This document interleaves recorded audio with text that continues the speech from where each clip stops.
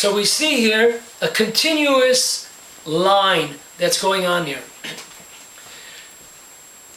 The book, Lekach V'Libuv, he explains, he connects all three events. Listen to this beauty. Before we get to that, I just want to say, during this time of year, as the shovavim time, the 6-week period that God has granted us with His tremendous mercy, an opportunity, a once-a-year opportunity, more than any other time of the year. It's easier this time than any other time of the year. You could correct it any time, but this is much more easy.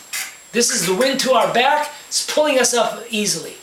This is the time that all of us have an opportunity to correct and rectify and purify ourselves when it comes to sexual behavior, modesty.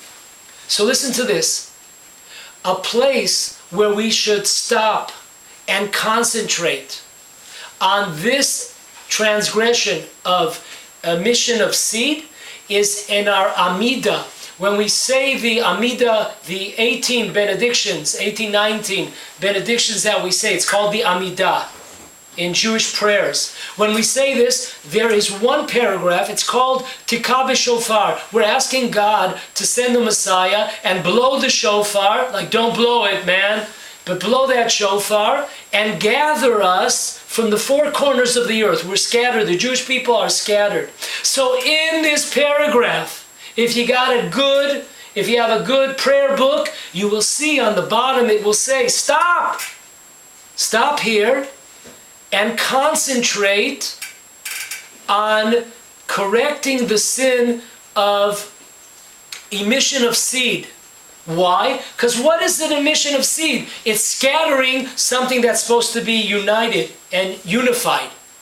And what are we talking about? We're talking about gathering up the Jews from the four corners of the world that are scattered into one, bringing them back into one. So this is the place. You got it. This is the place to concentrate on something that we've scattered, which should not have been scattered and should have been united and unified in ourselves to our spouse. So this is the place. So on this note, listen to this beautiful thing. So Rav Richter says the following.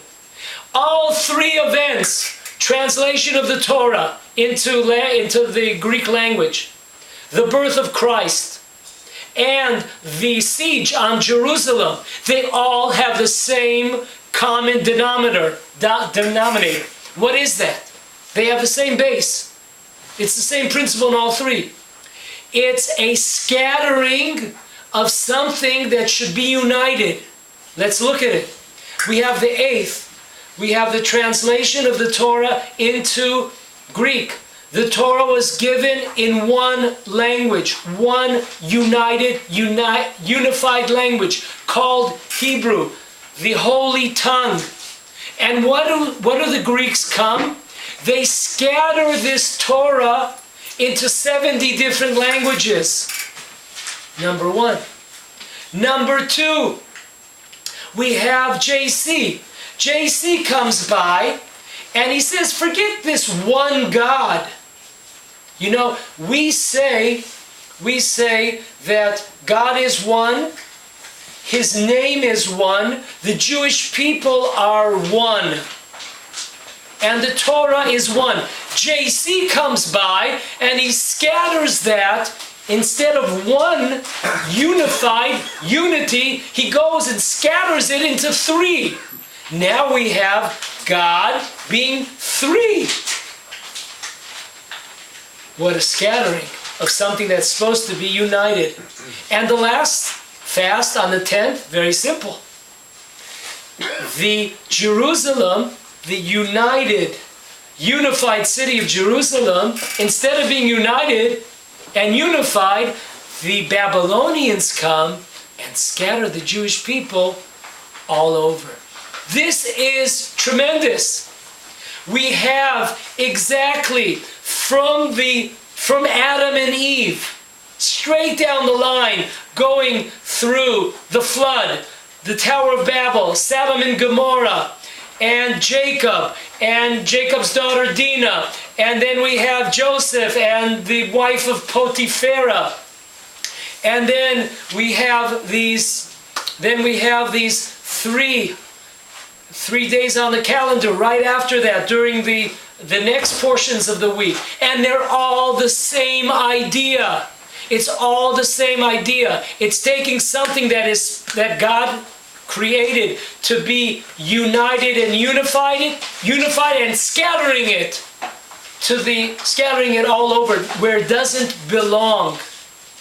So these are the three events that we have right after Hanukkah. And this exactly is the time which is similar to the sin of a person scattering their seed to others instead of unifying himself with the husband and wife. Okay. The next portion of the week after these three fasts, is Shmot, when the days of the shovavim, the special time of year to correct and rectify the sin of Adam and Eve, it kicks in right away. Now, here's the question. Listen closely. This is asked by the Darkei Noah, Rav Chaim Shlomo Horovitz. He asked the following question. I don't understand. These special holy days, I understand why we need them. We're trying to rectify the sin of Adam and Eve. And I understand. However, why aren't these special holy days, why aren't they commemorated weeks before? We said a while ago that Jacob, we are told 4 weeks ago, Jacob did not have any emission of semen until he got married. That was the first time. He was 84 years old. He's a beautiful example of how a Jew should be holy when it comes to modesty, to come to sexual matters. Why don't we have these weeks begin at the time of that portion of the week when Jacob showed us the way? Or why don't we start in the portion of Vayeshev when we talk about the success of Joseph standing up to the wife of Potiphera and refusing to have relations, even though she threatened his life if he did not have relations with her. He said, you could do what you want. You could throw me into prison. He was.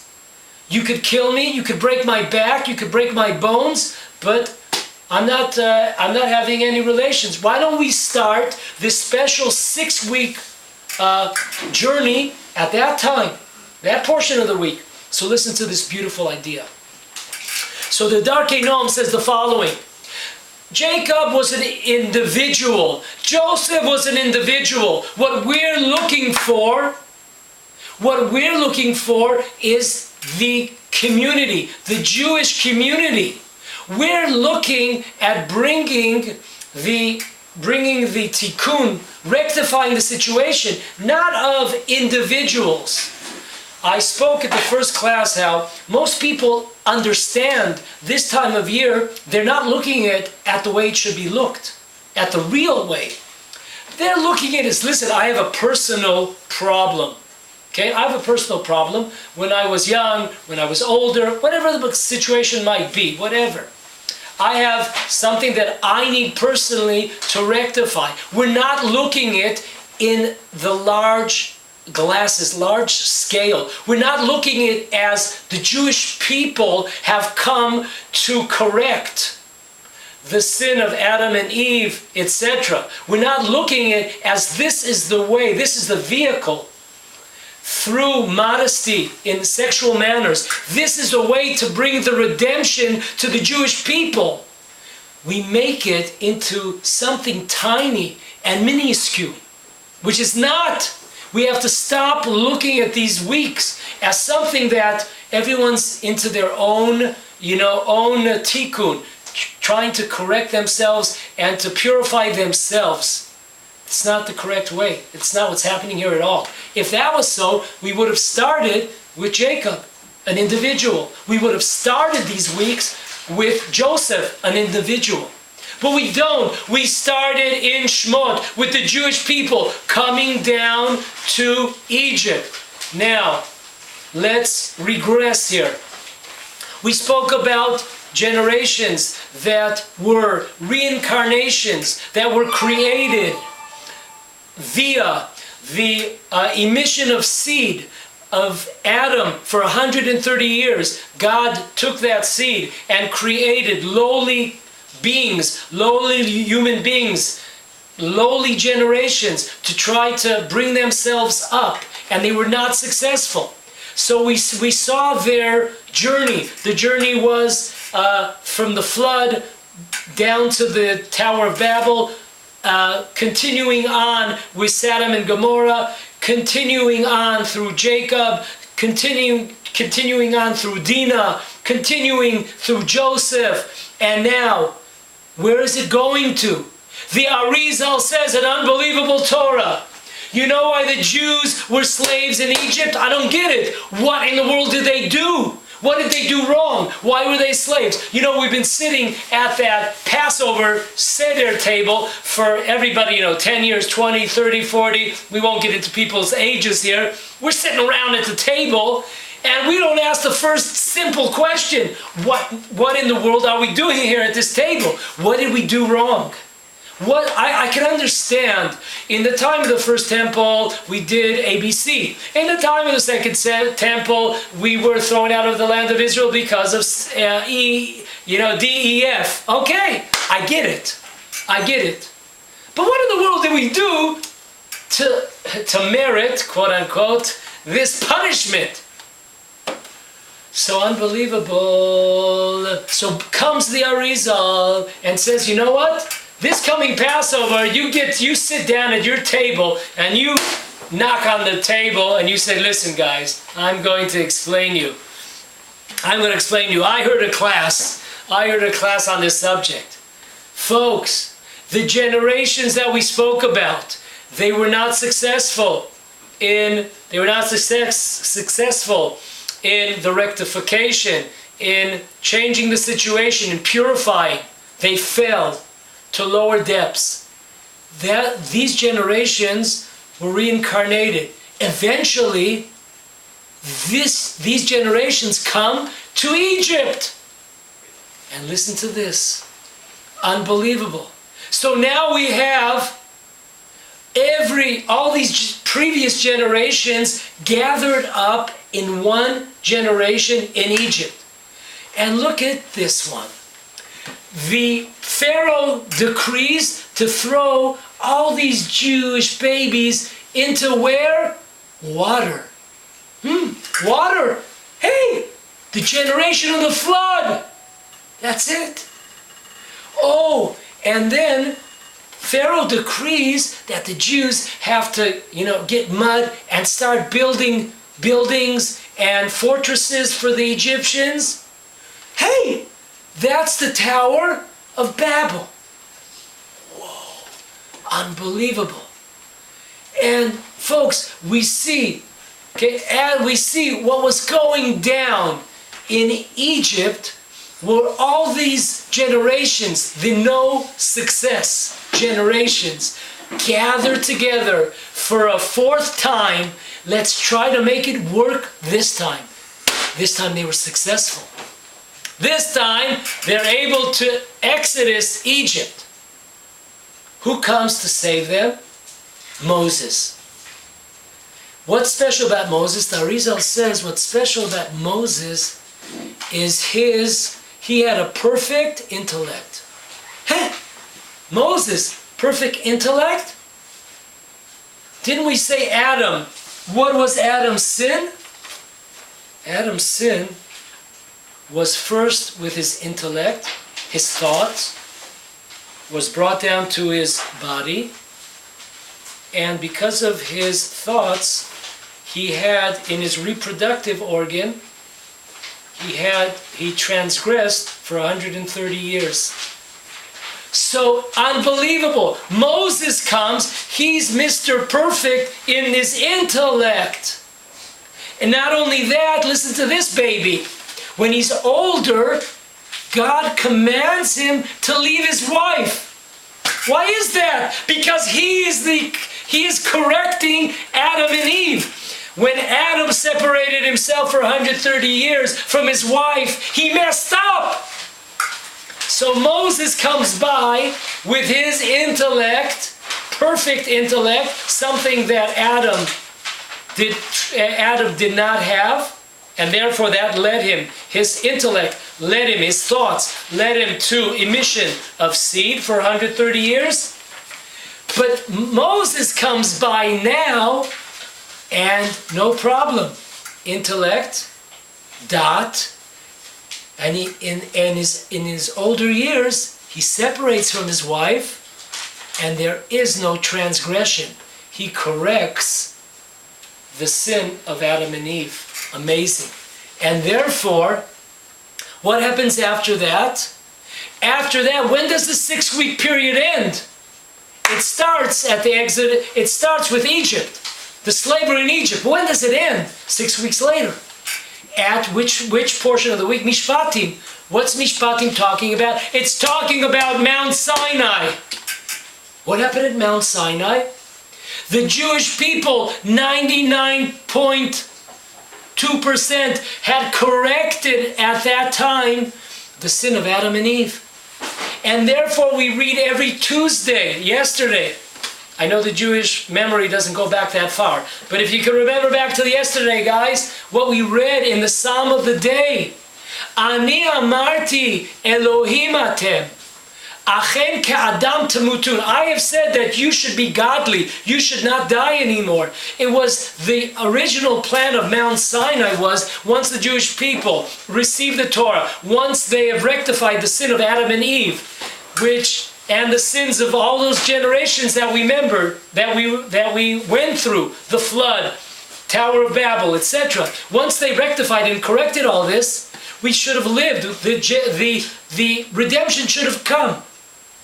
But then it says, because of the sin of the calf, Achen ke'adam. Adam, what's he doing here? He's doing what he's doing here is an unbelievable Torah. He's here because we almost corrected his transgression. But now, because of the fact that we were almost there, but not at the finish line. Imagine, you're watching the Olympic Games. Forget the Olympic Games. Let's go right now. Current events, Len, stay with me, man. Okay, there's 10 seconds left. It's Minnesota against New Orleans Saints. Okay, 10 seconds left. New Orleans is up by, I think, a field goal. Or 2 points or field goal. There's only 10 seconds. The Vikings have it on their 40-yard line, which means they have to go 60 yards to get it. There's 10 seconds left or 14 seconds left in the game. Unbelievable play. Quarterback of Minnesota throws the ball. It doesn't matter, right? If the guy catches it, let's say he did catch it. He caught it on the Saints' 40-yard line. So all you have to do is, the clock is right now on 1. All you have to do is let him catch it, stand there, and just throw him to the ground. You won the game. There are no more timeouts. You won the game. He throws the ball. Instead of letting the guy just catch it and then tackling him and you won the game, they try to go up and interfere with the pass. So they go up to interfere with the pass. The receiver, the wide receiver of Minnesota, catches it. Now these two defenders are on the ground on their blanks. He just grabs the ball, runs 40 more yards. Minnesota wins the game. They had it. New Orleans had the game. All they had to do is let the guy catch it and just tackle him, and it was over. The game was over. They didn't do that. Unbelievable. Amazing. You know that famous story with the turtle and the hare? They have a race. So that rabbit, he thinks he's so cool. So he gets almost to the finish line, and then he goes to sleep. Yeah, he goes to sleep. Meanwhile, the turtle, a couple days, it takes him to get there. But he's victorious because the rabbit fell asleep, that hare fell asleep. We were so close to that finish line. We had the victory, and then the sin of the calf. So, the Darkei Noam says a beautiful Torah here. This is also brought down in Rabbi Fishman's book. It's called The Days of the Shovavim. Listen to what he says. It says, what is our aspiration during these days? Stop being little. Stop being minute. A little person in their own corner trying to purify themselves, to perfect themselves spiritually in the modesty realm. No, that's not what these days are about. He says the following, that the redemption of the Jewish people will not come until all the souls have been created. We are waiting for couples to bring all souls down to the world. And once all the souls, through a unified husband-wife relation, bring down children to the world. Once we've finished all those souls that have been slated to be brought down into this world, the redemption will come.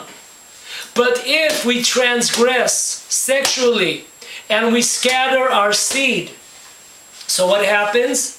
So therefore, instead of bringing the redemption, we bring exile. So this is an unbelievable Torah. So the Rabbi Fishman says, what are these special days? Why do we start when the Jewish people come down to Egypt? Because these are not private days. This is a movement of an entire community, of a nation, the Jewish nation. We are here through modesty and through separation of ourselves and the Gentiles. Separating ourselves, unifying ourselves and separating ourselves, like the oil of Hanukkah. As we said, why did we need that miracle? We need that miracle because it's connected to the defilement of the Jewish women. The defilement of the Jewish women. So there's a two-side coin here. One is sexual relations, and one is just relations with the non-Jewish world, which the oil represents a separation. So Rabbi Fishman and others are saying this is an opportunity to bring redemption to the Jewish people. Why? Because if we correct ourselves at this time as a community on this level, twofold level. Number one, as far as our sexual behavior. Number two, as far as our mingling with the nations of the world, as we will expand soon.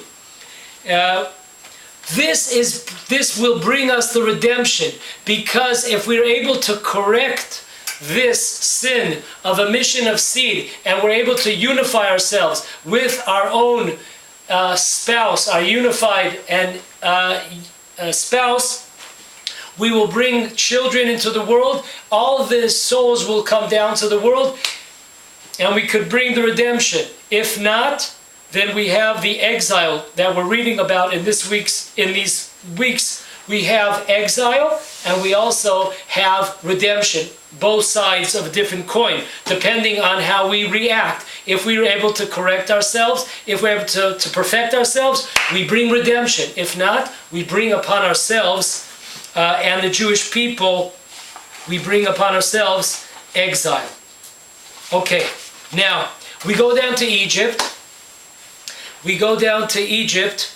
And what happens there? Very interesting. We see some interesting events that are happening which are connected to sexual behavior. Number one, we see at the beginning of Exodus the following incident. Listen to this. This is brought down in the book Shmot Rabbah in the first chapter, the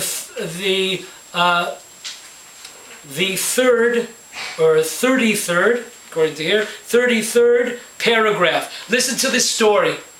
In Egypt, the way it worked is the following.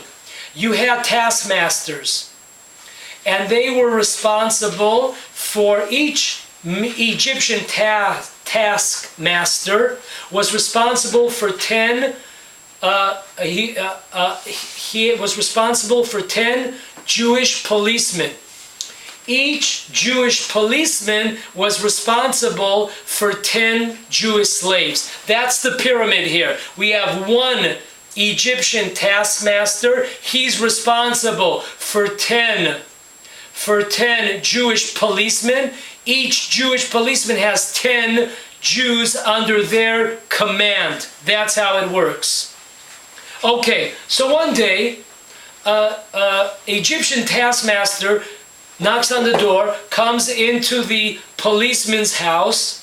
His name was Datan, might be a familiar name to those that know the Bible. Comes into Datan's house. Every day, what was his job, this taskmaster? To wake up the police, to wake up the 10 policemen who there will go and wake up the Jews and start the workday. So he comes into the house of Datan, and he wakes up the policeman, the Jewish policeman, Datan, and he gets dressed and he leaves the house. In the meantime, this Egyptian taskmaster is hiding outside. And he hides outside and comes back inside, and he has relations with Datan's wife. What was Datan's wife's name? Her name was Shlomit bat Divri.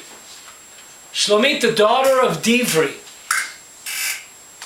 And she, it was dark, no electricity back then. She was under the assumption that her husband had come back and was interested in having marital relations.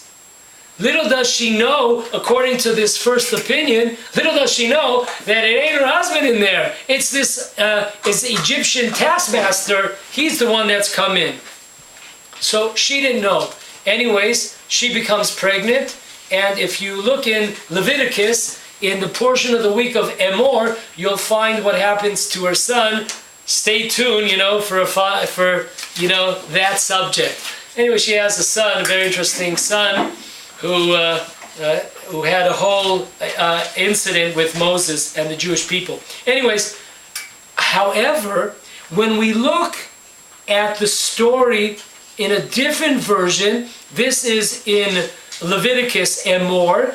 It's in Vayikra Rabbah 32:4. Listen to this. According to this version, okay, the taskmaster, the Egyptian taskmaster, it begins the same. He comes in and wakes up Datan. Datan wakes up and he gets dressed and he goes out to wake up his 10 Jews that he has to work, make sure that they're fulfilling their workload. Okay, now what happens? Different take. According to this version of Vayikra Rabbah, listen what happens. Why is this woman called Shlomit bat Divri? That's a very unusual name, Divri. So the sages tell us she's called Divri. It's from the word words. She would talk and talk and talk to all men. She dispersed herself, and she would have conversations. She would start up conversations with all. So what does she do? So her husband leaves to wake up the slaves, and she starts up a conversation with who? Lo and behold, the Egyptian taskmaster. She starts up a conversation. She has a relation. It's not a sexual relation, but she's mingling with the Egyptian taskmaster. And the Egyptian, it says here in our sages, the Egyptian taskmaster, when he hears the conversation that she is starting up with him, he says to himself, "This woman is mine." He came to that, it's unbelievable. On this, according to this take, he would have, that taskmaster, the Egyptian taskmaster, he was about to leave. And when she started a conversation, when she started a unification, instead of having him scattered, once again, we're continuing on this journey of Are we supposed to be scattering? Are we supposed to be unifying? So instead of letting him get rid of him and let him go, he would have left. But she starts up a whole conversation. Once she starts up a conversation, he's saying, wow, this woman, she must take a liking to me. She must want, my company. And he says, she's mine. And he had relations with her understanding who it was. Unbelievable. This was no mistake. She understood that she was having relations with an Egyptian, with a non-Jew, and this was a very serious case because the Torah tells us that the Jewish people in Egypt, they did not intermarry with Egyptian men or women. And the only sexual transgression that we find between Jews and non-Jews, sexual transgressions, is this one, with Shlomit bat Divri. So very interesting here. Here we see, as we spoke about before, there are two sides to our coin. There are sexual transgressions of emission of seed, but there is also a transgression of mingling and joining forces with non-Jews. That's what happens with Shlomit bat Divri, who cranks up a conversation and a relation, speaking at the beginning, but this caused a relation, this caused a connection which should have never happened. It created a connection, and later on, it created a sexual transgression also. With God's help, next week we will have the final part of these very, very important holy days that God has granted to us. Until then, a great week. All the best.